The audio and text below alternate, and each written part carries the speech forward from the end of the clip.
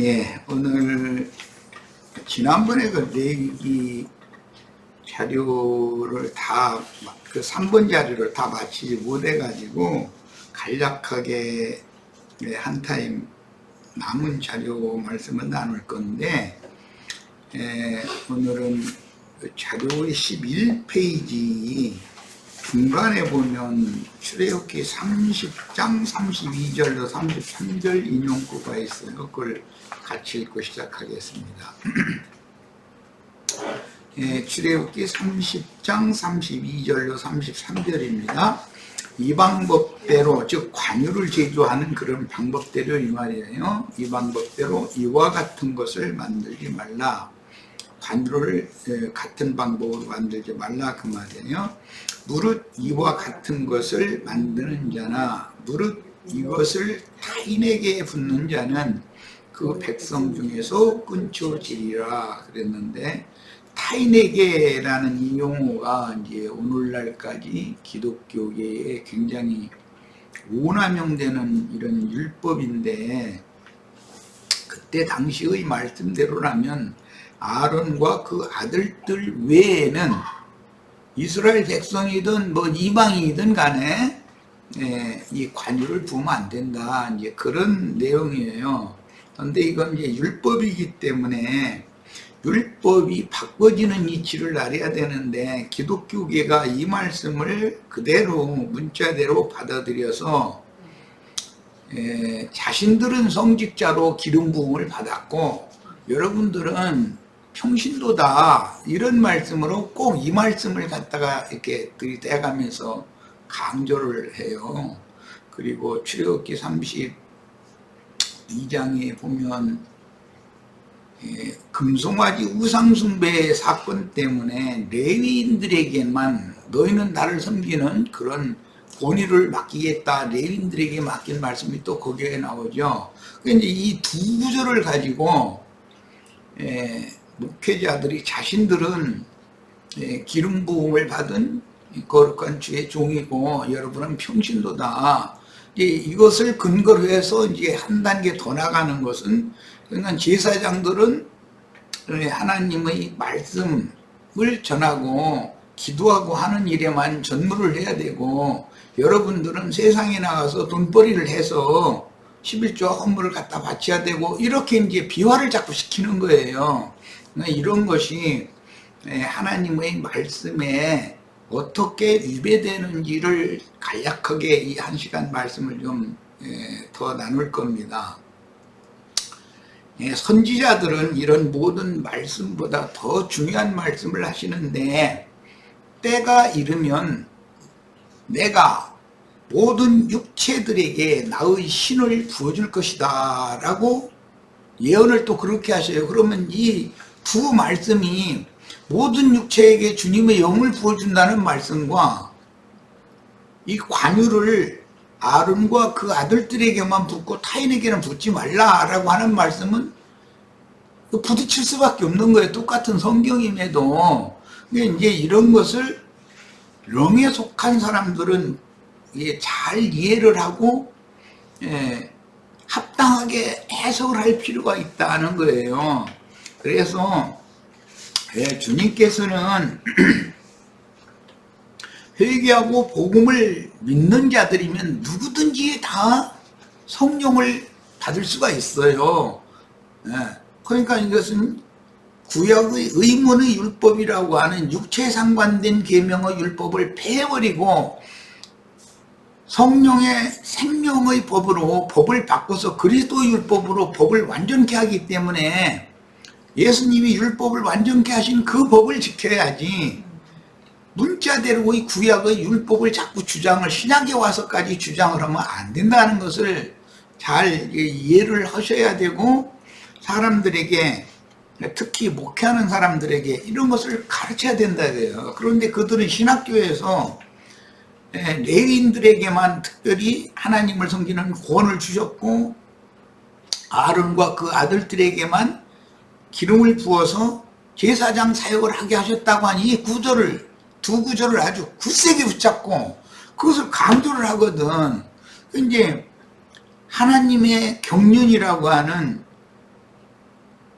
아무것도 완전케 할 수 없는 율법을 어떤 것은 폐하거나 어떤 것은 개혁해서 새법으로 그리스도 율법으로 바꿔서 신약에 와서는 새법을 공부를 예수님이 하셨는데 주님이 공부하신 그 새 법을 지켜야 되는 일인 것이지 구약 백성들에게 주셨던 의문의 율법을 육체에 상관된 법을 자꾸 신약의 그 영의 시대까지 와서 그걸 자꾸 주장을 해서 주지시키고 강조하고 그래 자신들은 특별한 사람이고 여러분은 평신도고 우리는 성직자다 이런 관념을 자꾸 심어주는 것을 우리 형제 자매님들은 잘 성경의 흐름에 대해서 이해를 꼭 하시고 그런 주장을 하는 신부나 목사들에게 왜 한쪽으로 너무 치우치느냐. 내가 이제 성경을 가르칠 때마다 좌로도 우로도 치우치지 말라. 이게 기록된 말씀을 버리는 것도 아니고 내 맘대로 버리는 것이 아니고 성령이 교회들에게 하시는 말씀과 균형을 잘 잡아서 이것이 왜 이렇게 바꿔졌는지를 잘 깨닫고 그것을 또 가르쳐야 되고 난 그것을 믿음으로 받아들여야 되고 이런 신앙생활을 잘 견지해야 되겠다. 오늘은 그래서 그 말씀을 더 충분히 나누는 한 시간을 더 말씀을 나눌 거예요. 자, 이제 13페이지로 갑니다. 금기름이라고 하는 건 관유를 말하는 거예요. 거룩한 신성한 기름이다 그런 뜻으로 금기름이라고 한 거예요. 스가랴 4장 12절. 그러니까 금기름 관유는 그 영으로서 진리의 성령이요 생명의 성령이며 은혜의 성령으로 모든 육체들에게 부어진다는 말씀이 응해야 되기 때문에 모든 육체라고 그럴 때 믿는 자들을 말하는 거 이제는 이게 구약에는 아론과 아론의 아들들에게만 기름을 부었다고 그랬지만 실제로는 신약에 와서는 모든 믿는 자들에게 성령을 부어주는 것을 말하는 것이고 불신자들에게는 성령이 임할 수가 없는 거죠. 이제 이렇게 적용을 해봤다는 거예요. 하나님 말씀을 적용을 할 때 분명하고 확실하게 성경의 그 흐름에 따라서 해석을 잘하는 그런 지혜가 필요합니다. 그래서 누구든지 회개하고 복음을 믿기만 하면 성령으로 영이 거듭나서 하나님 나라에 들어가는 권위를 받고 하나님의 자녀로 인정을 받는 것은 신약복음이다. 구약의 말씀 율법에서 아론과 그 아들들에게만 관유를 붓고 타인에게는 붓지 말라고 한 이 말씀을 지나치게 강조해도 안 된다. 이게 그런 율법이 있었는데 그 율법을 예수님이 오셔서 십자가에서 율법 증서를 다 찢어버리고 폐하시고 새법을 완전케 하는 새법을 성령의 증거로 다시 온 세상에 선포하셨기 때문에 우리는 그리스도의 율법을 따라가야지 모세의 율법이나 유대인의 율법을 지키려고 해서는 안 된다. 이것을 명확하게 꼭 하시기를 바랍니다. 자, 이 자료에는 그 인용이 안 됐는데 요한복음 우리 줌에 참여한 지체들도 다 같이 찾습니다. 요한복음 14장 16절 17절을 읽겠습니다. 매우 중요하기 때문에 그래요. 이런 구절들은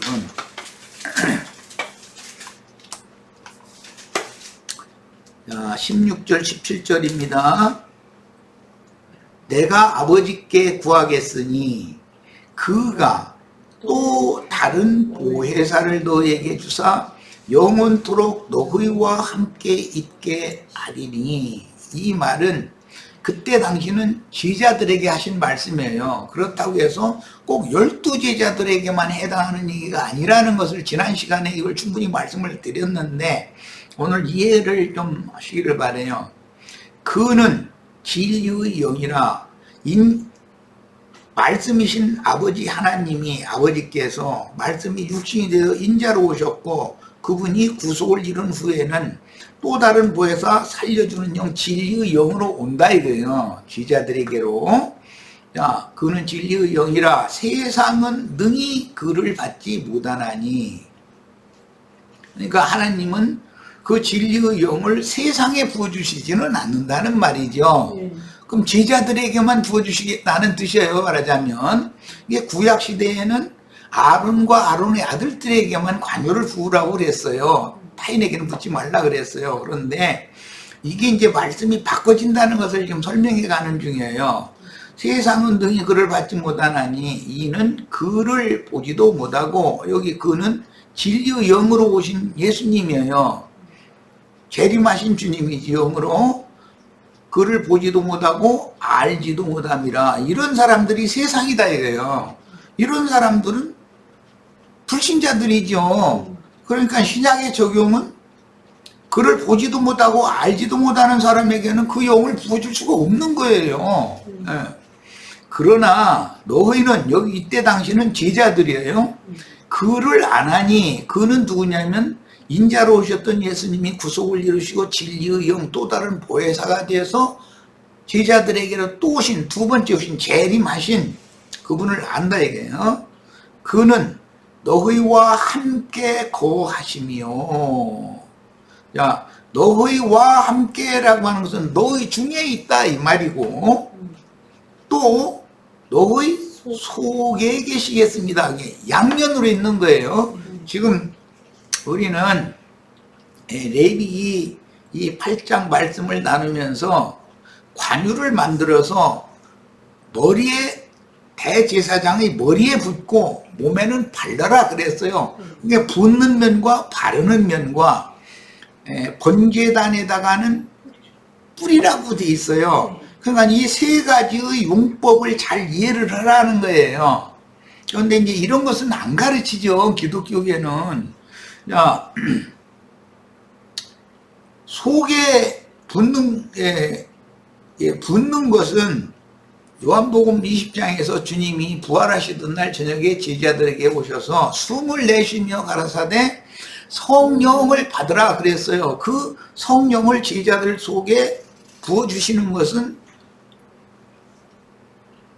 또 다른 보혜사 진리의 성령이 되신 주님께서 다시는 죽음이 없는 성령을 부어주신 거예요. 그것은 창세기에서 아담의 코에 여호와 하나님이 생기를 불어넣으셨는데, 창세기의 아담의 코에 생기를 불어넣었던 그 아담은 금령의 나무 실과를 아내와 함께 따먹고 죽었잖아요.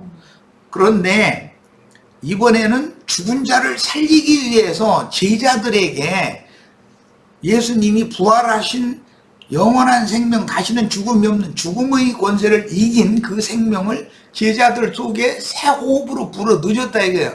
자, 이것이 잃었던 생명을 되찾은 것이다 말이에요. 아담이 잃었던 생명을 예수를 통해서 제자들이 되찾았다 이 말이에요. 자, 그러고 나서 이제 사도행전에 가면 제자들이 전도를 해서 죽은 자들을 살리는 일을 이제 하는 거예요. 그러니까 예수님이 너희는 나보다도 더 큰 일을 할 거다라는 말씀이 이제 응하는 거란 말이야. 근데 성경의 이런 전체적인 그 배경 흐름에 대해서 정확한 이해를 하고 있으셔야 되겠어요.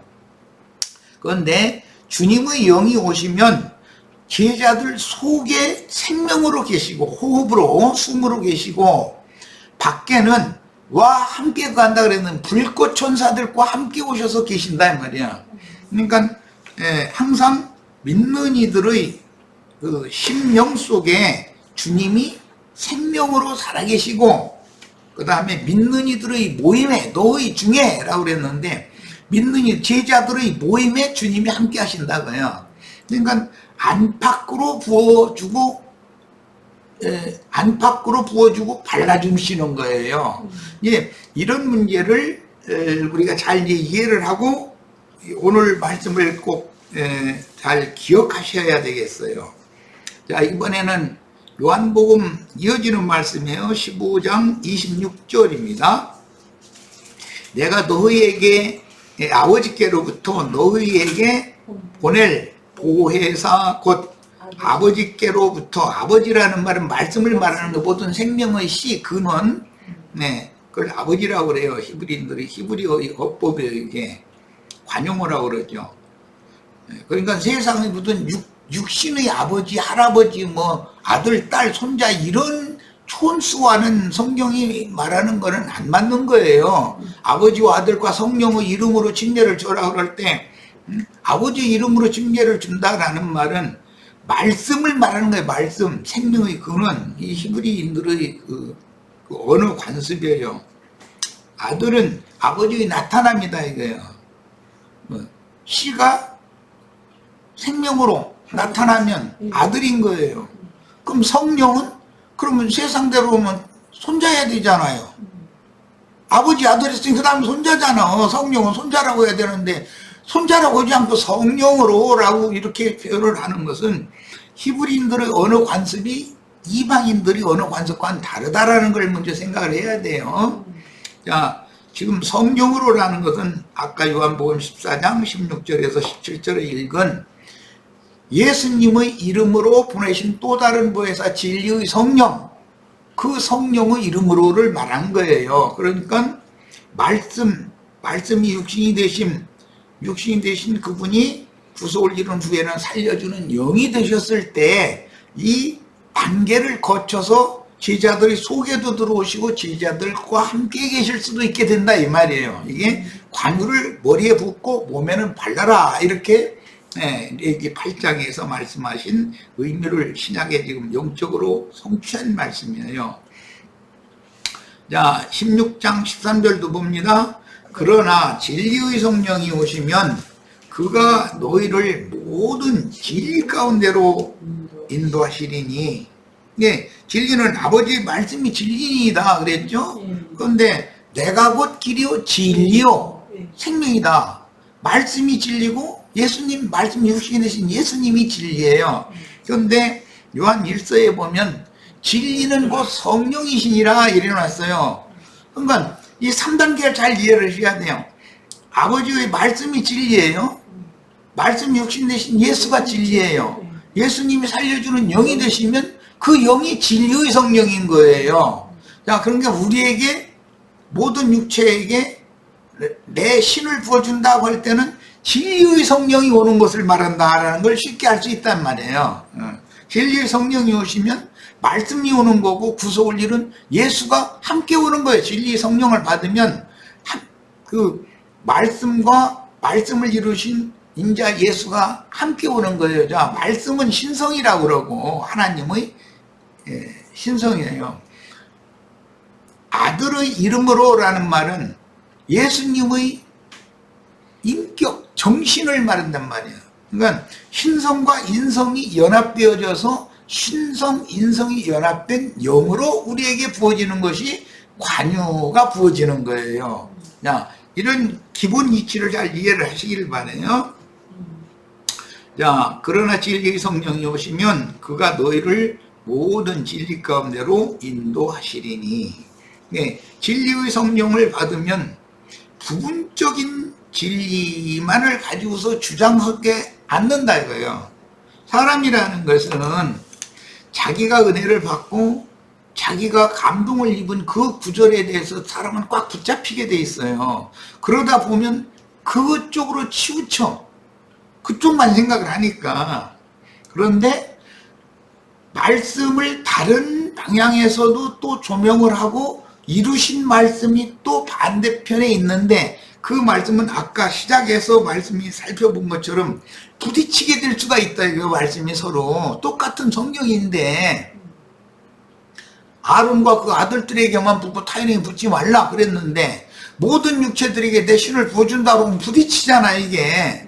자, 이런 모든 말씀들을 좌로도 우로도 치우치지 않고 합당하게 균형을 맞춰서 잘 깨달으려면 이것은 진리의 성령이 오셔서 깨닫게 해주시지 않으면 안 되는 얘기다 이런 말이에요. 지금 진리의 성령이 오시면 부분적인 진리 가운데로 이끄는 것이 아니라 모든 진리 가운데로 인도한다. 그러니까 부딪힘이 없겠죠. 이제 진리의 성령께서 깨닫게 해주시면, 자, 그는 진리의 성령은 스스로 말하지 않고 오직 들은 것을 말하며 장래일을 너희에게 알리시리라. 진리의 성령이 오셔서 하시는 일이에요. 그런데 대부분 사람들은 어떤 부분적인 성경 구절에 있는 것을 증거로 하는데 그 한쪽에 치우친 것만 자꾸 믿으려고 그래요. 그것이 사탄의 시험에 진 사람이다 이거예요. 예수님이 사역을 시작하기 전에 사탄에게 시험을 받았어요. 그런데 사탄도 예수님을 시험할 때 성경을 인용해서 시험을 하지 사람의 말이나 무슨 세상사를 가지고서 시험하는 게 아니잖아요. 전부 성경 이야기잖아요. 그런데 예수님은 또 기록하였으되라고 반드시 그 반대되는 말씀이 또 있다라는 걸 증거로 딱 된단 말이에요. 그러면 균형이 딱 잡히겠죠. 문자로 기록된 말씀을 사탄이 가지고 증거를 해서 시험을 하면 또 기록한 말씀에 이런 것도 있다. 예를 들자면 율법적인 레위인들에게 하나님을 섬기는 권을 맡기셨다. 그러면 또 기록한 말씀에는 뭐가 있겠어요? 모든 예, 물론 이제 그런 말씀도 있는데 누구든지 자원하여 서원하면은 나시린의 법칙에 따라서 하나님을 섬기는 권위가 주어져요. 똑같은 구약 성경에 있는 말이에요. 레위인들에게만 하나님을 섬기는 권을 준다고 그랬는데 나시린은 하나님 앞에 은혜를 입고 나 주님 앞에 충성하고 헌신하겠습니다. 그럴 때는 여종도 있고 남종도 있어요. 나시린을 보면은 율법에는 제사장들이 여자들은 레위인이라도 제사장을 할 수가 없어요. 그런데 나시린의 법으로 하면은 남종도 여종도 다 하나님을 섬기는 권이 다 있어요. 이렇게 또 기록한 말씀이 있기 때문에 모든 말씀을 모든 진리 가운데로 인도해 주시는 성령의 계시를 받는 것이 이렇게 중요하다는 거예요. 그러니까 자기가 아는 어떤 부분적인 것만을 너무 지나치게 강조하면 그쪽으로 치우치게 되죠. 자, 에베소서 1장 13절입니다.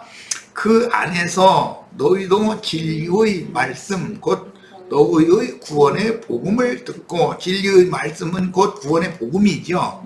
듣고 그 안에서 또한 믿어 약속의 성령으로 인치심을 받았으니 그랬는데, 이 약속의 성령은 주님께서 내가 가면 또 다른 보혜사 진리의 성령을 너에게 보낼 거다라고 약속이 이미 돼 있었죠.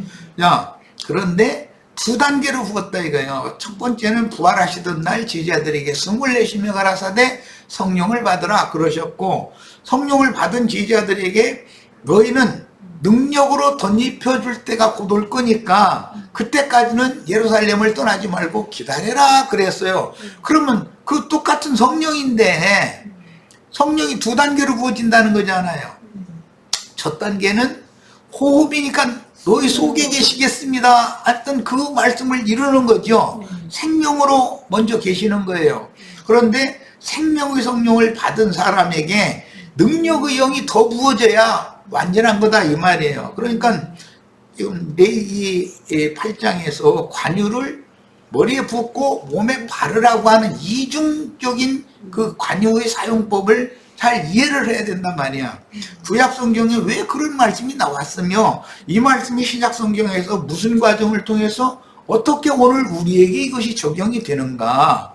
그래서 이제 사도행전 2장 이후에는 제자들이 나가서 전도를 해서 하루에 뭐 3,000명, 뭐 5,000명이 이제 구원 얻은 말씀을 이렇게 이제 말씀이 이어나가는데, 자, 우리들의 체험도 마찬가지고 구원 얻은 사람들도 똑같이 성령으로 그 영이 거듭났어도 그의 혼이 온전한 구원을 이루기 위해서는 그 이후로도 계속해서 기름을 발라주는 종들의 사역이 계속 필요하다 이거야. 이게 교회로 모여서 말씀을 계속해서 들어야 돼. 거듭난 사람이라도. 그래야 이것은 뭐죠? 혼의 구원을 이루어서 혼이 온전케 되어져 가는 만큼 위로부터 오는 처소로 자꾸 덧입혀지는 거예요. 자, 그러니까 죽은 사람의 영혼 속사람은 육의 몸이 덮개가 되어져 있지만 영이 살아난 사람은 혼이 온전함을 이루는 동안에 영의 몸으로, 속사람이 영의 몸으로 자꾸 속에서 덧입혀지는 거단 말이야. 그 완전히 덧입혀져서 육의 장막을 벗어나도 하나님 앞에서는 신령체로 영광스러운 모습으로 영원토록 하나님을 섬기게 되려면 기름 부음이 계속돼야 된다, 이 말이단 말이야. 이런 지금 나는 이제 일관되게 이렇게 설명을 하지만 이런 말들이 이렇게 믿음으로 잘 영감을 통해서 받아들여져 가지고 이게 확고해져야 되겠어요. 왜냐하면 각자의 속에 계시는 주님도 있어요. 그렇지만 너희와 함께 하겠다라고 하는 그 주님, 영은 두 단계로 임한다라는 걸 꼭 이해를 하시기를 바라요. 요한 이번에는 1서 5장 6절입니다. 이는 물과 피로 임하신 이시니 곧 예수 그리스도시라. 예수 그리스도가 말씀이 육신이 돼서 오셨었죠. 그분이 구속을 이룬 후에는 옆구리에서 물과 피가 흘렸다 했어요, 십자가에서. 그런데 그 예수님이 십자가에서 흘린 물과 피로 또 임했다 이거예요. 이것이 그 영의 임하심을 말한다 이거야. 그럼 여기에 나오는 물이라는 것은 지난번 우리 그 침례교 교단 사람들은 내가 얘기하면서, 아니 예수님 옆구리를, 십자가에서 죽은 예수 옆구리를 창으로 찔렀더니 피와 물이 나왔다겠는데 그 물 속에 침례 받느냐? 그게 애물물이 아니지 않냐? 예수님 옆구리에서 나온 물인데. 이것은 성령의 말씀을 말하는 얘기인데, 그것을 그렇게 물침례에 꽉 잡혀있는 사람들한테는 이것이 말씀을 성경에서 물이라고 한다 라는 것을 설명을 하면 안 들으려고 그러거든. 영적으로는 말씀을 물이라고 하거든. 내가 주는 물을 마시는 자는 영원토록 목마르지 아니하리니 그 배에서 생수의 강이 넘쳐나리라. 그러면 예수님이 주시는 물이 성령의 물이요, 생수의 물이요, 말씀을 통해서 주어지는 생명의 성령을 말한 것이지 무슨 침례식을 하는 그런 물을 말하는 게 아니지 않냐 이거예요.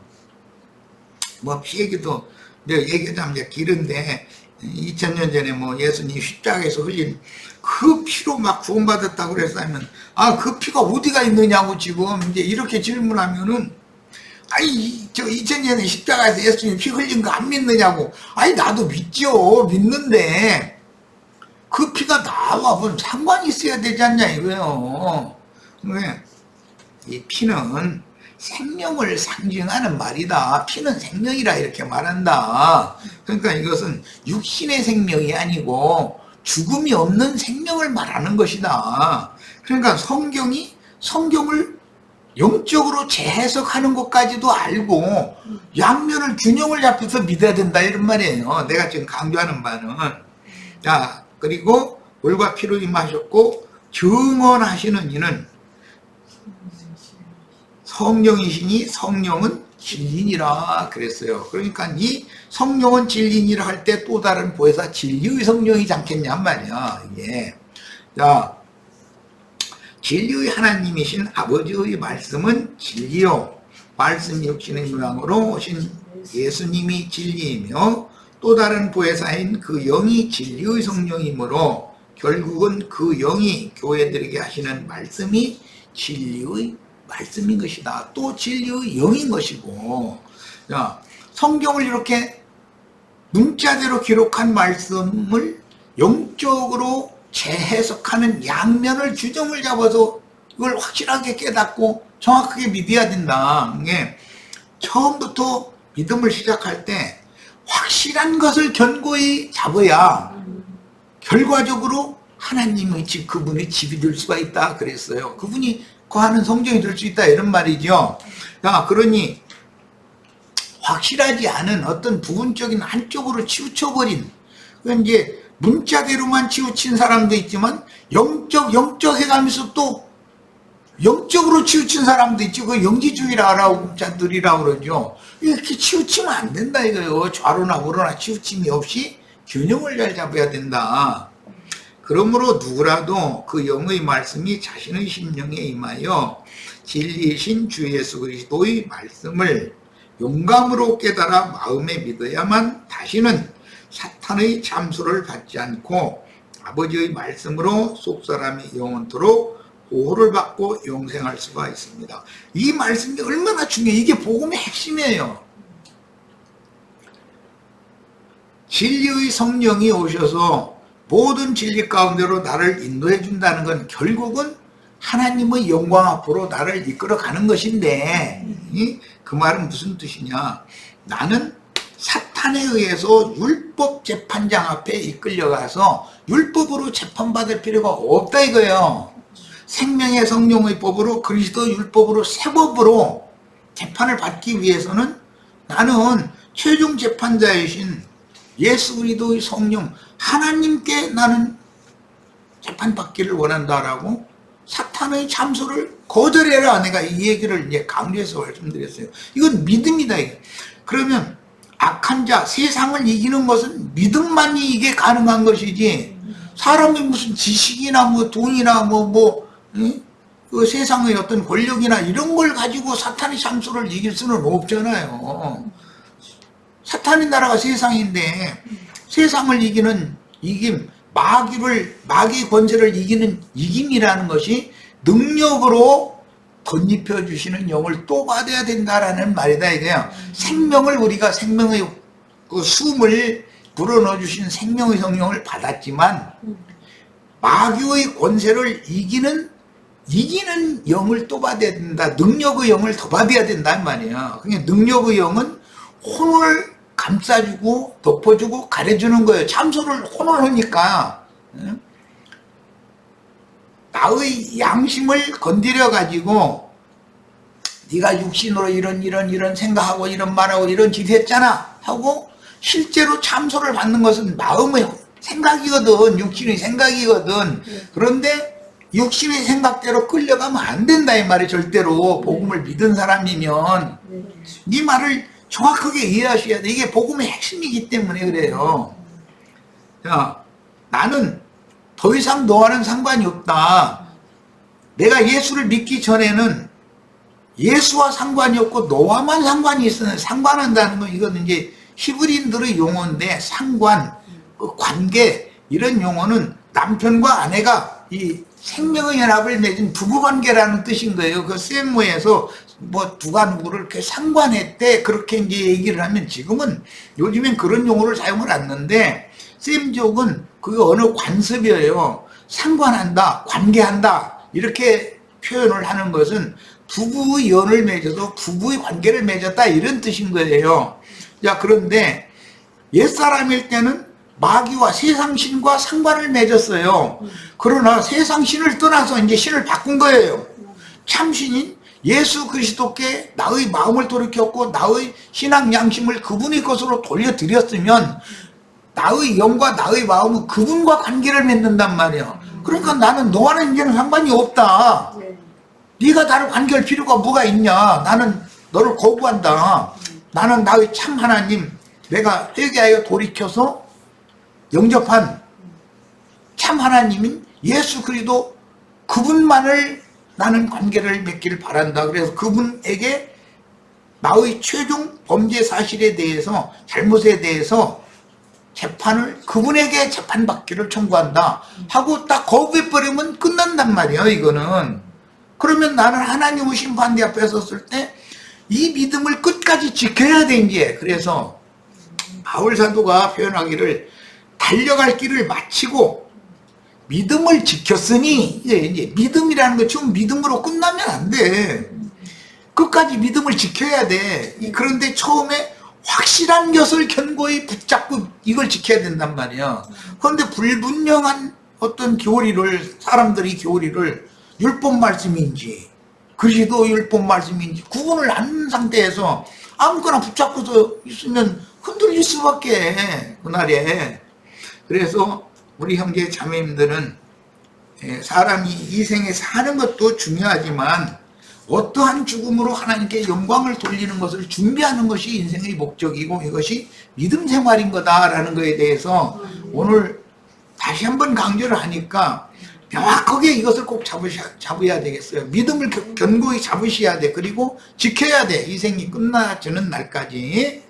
자, 이제 쉽게 나가겠습니다. 14페이지. 복음이 믿어져서 구원받은 신자들은 육체의 소욕에 이끌려 방탕에 방임한 상태로 살던 옛사람의 죄악된 관습들과 세상에 대하여 죽고 의롭고 거룩한 사람이 되기를 갈망하며 죄와 사망의 법인 율법의 저주에서 벗어나 마귀에게 종로로 타지 않고 해방받기를 원하는, 해방받기를 더 이상은 내가 잘못한 거에 대해서 마귀에게 참소받는 것이 이제는 지겹다, 징글징글하다, 이것이 와야 돼. 그래야 생명의 성령의 법으로 죄와 사망의 법에서 해방을 받을 수가 있는 거예요. 이제 참 자유자가 되는 거죠. 사탄의 참소를 거부할 수 있는 능력이 생겨야. 그래서 능력으로 덧입혀줄 때까지 기다려라 그랬던 거예요. 오늘 우리 형제 자매님들은 성령으로 영이 거듭난 사실이 확실할지라도 그것만 가지고 있어서는 안 돼요. 능력으로 덧입혀지셔야 돼. 마음의 그 정신, 생각, 감정, 의지라고 하는 이 마음에서 참소를 받아들이거나 말거나 둘 중에 하나를 결정할 거니까 마음에서 사탄의 참소를, 마귀의 참소를 거부할 줄 알아야 된단 말이에요. 그런데 성경에 근거가 있어야 된단 말이에요. 나의 옛사람 때는 마귀와 늘 세상 신과 늘 관계를 맺고 있어. 상관이, 그와 상관이 있었어. 그런데 여기 두 무덤 사이에서 외치는 자들 속에서 나온 군대 귀신이 예수님 보고 우리가 당신과 무슨 상관이 있나이까 이렇게 번역을 했는데, 관계성을 맺는 관계성, 하나님과 나와의 관계성이 정립이 제대로 되지 않은 사람은 다 그 사람은 구원이 필요한 사람들이고 죽은 자들로 본다. 보는 게 아니라 죽은 자들이죠, 영적으로. 그런데 죽음의 세계를 지배하는 왕은 마귀 세상신인데, 세상신은 사람의 잘못을 하도록 부추겨.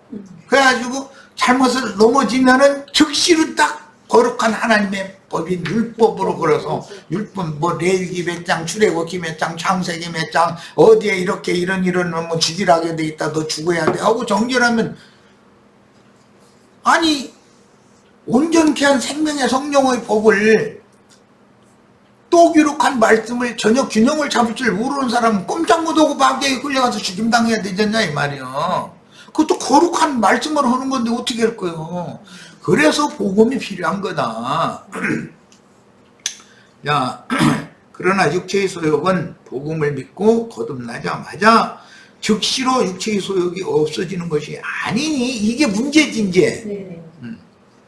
죄와 사망의 법이 계속 내 육체 속에서 살아서 역사함으로 자꾸 속는다 이거예요. 자꾸 내 영이 거듭났어도 가만히 있어. 내가 저 사람 괜히 그 미워 안 해도 될 뭐 일인데 그렇게까지 내 속으로 미워했네. 그러고 뭐 먼 데 사람 미워도 안 해. 지나가는 아저씨 아주머니 미워하는 사람 하나도 없어. 나와 늘 만나고 관계성이 있는 사람을 미워하는 거지. 그걸 뉘우쳐도 소용이 없다 이거예요. 천연적인 사람이 뉘우쳐가지고 아무 소용이 없는 거예요. 그게 다음에는 그러면 미워 안 할 것 같아요? 또 상황이 바꿔주면 또 미워해. 똑같은 짓 하는 거예요. 이건 거듭난 사람이나 세상 사람이나 하는 짓이 겉들어올 때는 똑같다 이거예요. 어릴 때 그렇다는 말이에요 지금. 네.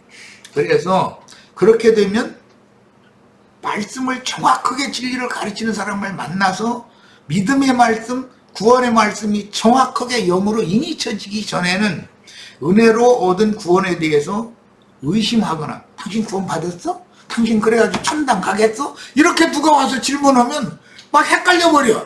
가만히 있어. 내가 이거 어제 안을 생각, 못된 생각했는데 이래가지고 천당 못 가지. 이러고 혼동을 한다 이거. 이게 마귀가 시험을 그렇게 한다 이거예요. 대부분 이제 지금은 이제 그 사람들이 이제 세력이 꺾였네. 옛날에 그 형제에서 나온 분 중에 구원파라는 사람들이 있었어요. 그 속생명 파물이죠. 이 사람들은 꼭 질문할 때 그렇게 해요. 당신 예수 안 받고 거듭났어? 그거 한번 그럼 증거해봐. 이렇고 저렇고 뭐 이제 그런 얘기 처음 들어봤으니까 중원부원하면 아이고 당신 재산 못 받았구만, 당신 거듭 만났구만, 이렇게 하면은 꼼짝 못하고 흘려가 버리는 거예요. 그러니까 자기한테 가서 자기 말들이야 거듭나고 구원받는다 해가지고 이제 히브리서 10장으로 딱 끌고 가는 거야. 이제 단번에 주님이 십자가에서 다 모든 제사를 단번에 다 완성하셨다. 이걸 믿어라. 너 이거 믿어? 근데 그런 말도 처음 들어보거든. 지금 성경 언제 읽어봤어야 말이지. 목사들이 이런 걸 잘 안 가르치니까.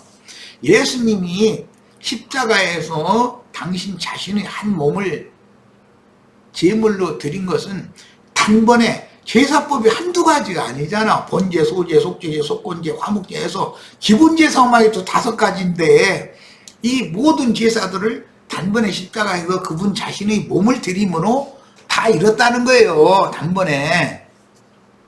예수님이 내가 십자가에서 다 이뤘다 해가지고 나도 다 이뤘느냐? 이 문제는 이제 그런 이제 구원파 목사들한테는 아니 그럼 당신이 그거 참 믿는 거 믿으면 좋다고 잘했다고. 그런데 주님이 십자가에서 단번에 다 이루신 것을 당신도 같이 다 이뤘느냐고. 당신 부부간에 눈을 기고 목사님은 목사님 부인한테 속상하고 미흡고 한 적 한 번도 없어요? 한번 물어봐. 그럼 그 사람도 얼마나 없을 거 아니요. 근데 이제 그 사람 뭐라고 할 거예요?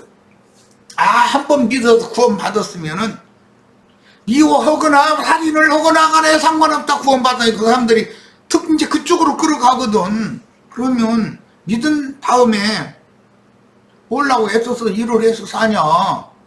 저기 은행에 가서 총 들고 들어가서 그냥 한보따리 갔다가 해서 저 딴 나라로 이민 가가지고 잘 살면 되지. 뭐 이렇게 복잡하게 정직하게 살라고 했을 필요가 뭐가 있느냐고.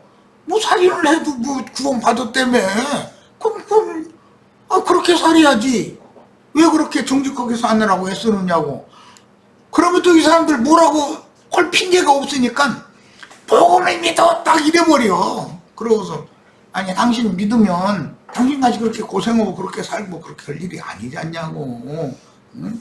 예수의 피로 구원받았다는데 2000년 전에 그 피가 지금 비바람 쪄가지고 다 그때 다 없어져 버리고 2000년 동안 남아있지도 않은데 그 피가 당신하고 어떻게 해서 관계를 맺었는지 좀 설명하라고 하는데 왜 그걸 묻어 이러느냐고. 그러면 가방 싸질머지고 막 한 눈을 감면서 밥 먹고 가라 해도 소용없대. 그냥 가버려.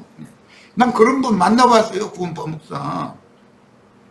이게 뭐냐 이거예요. 지금 왜 그래요. 말씀을 균형을 잡아서 이쪽에 어떤 말씀이 있으면 또 기록한 말씀이 있고 이것을 균형 잡아서 해석해주는 성령의 증거가 또 있으니 이걸 따라가야 된다 이거예요. 우리는 이게 성령은 모든 진리 가운데 우리가 다 인도를 받는 게 그렇게 중요합니다. 자, 로마서 6장은 믿음으로 말미암아 구속을 이루고 승천하셨다가 다시 오신 그리스도의 그 영을 받아 영이 거듭난 성도들은 주 합하여 한 영이 되었으나 아직 각자의 혼생명은 온전케 되지 못했으므로 혼의 구원을 이루기 위하여 그 영의 교통을 통해서 생명력을 끊임없이 공급받아 영에 둔 혼생명이 장성한 분량으로 자라도록 육신의 후패와 함께 영과 혼이 새롭게 되어져야 된다. 심령으로 새롭게 되어야 될 뿐 아니라 마음도 새로워져야 된다 이거예요. 양면을 성경은 늘 다룬다.